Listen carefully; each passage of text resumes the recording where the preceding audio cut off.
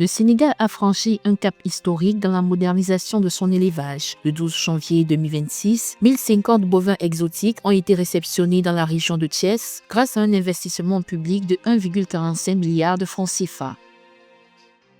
En Zambie, le conseil municipal de Lusaka a approuvé un budget de 1,15 milliard de kwacha pour 2026, soit une augmentation de 7% par rapport à 2025. Le secteur privé béninois a reçu un financement de 3 millions d'euros destiné à renforcer les PME et favoriser la création d'emplois.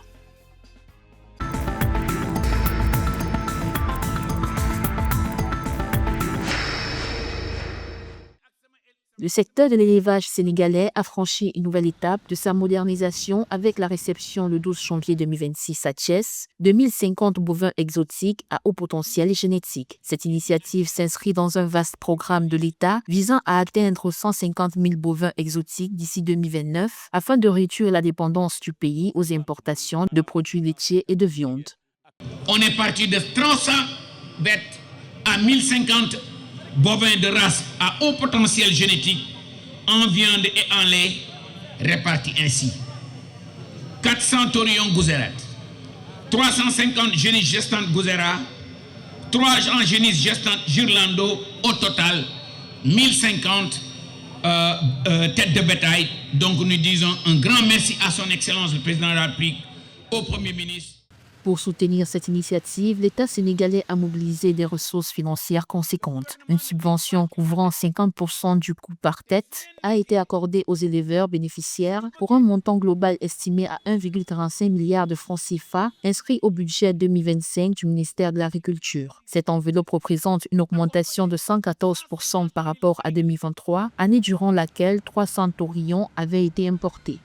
Cet objectif qui a été assigné sera réalisé grâce à la mise en place de coopératives agricoles communautaires à orientation élevage qui seront le cadre d'une intensification des productions en vie et je n'ai aucun doute qu'on va le réaliser. Les bovins réceptionnés, notamment de race Girolando, affichent un fort potentiel productif avec une capacité pouvant atteindre 20 litres de lait par jour. Cette performance devrait contribuer à moderniser la filière laitière nationale, améliorer les revenus des éleveurs et renforcer une production plus durable.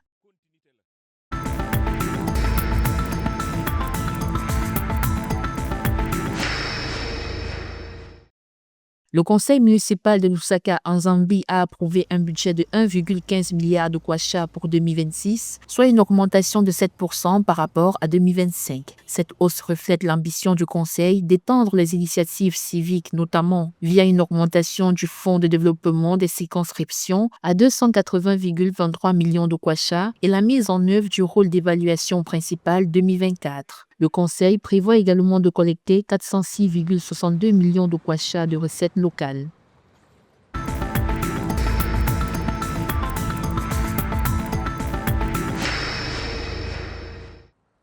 En vue de soutenir le secteur privé béninois, un financement de 3 millions d'euros a été mis en place pour renforcer les PME avec un accent particulier sur la création d'emplois, l'inclusion financière et l'autonomisation des femmes. Portée par l'institution Vital Finance et ses partenaires stratégiques, cette initiative vise à faciliter l'accès au crédit et à agir comme un levier pour stimuler l'innovation, renforcer la résilience économique et favoriser une croissance durable au Bénin.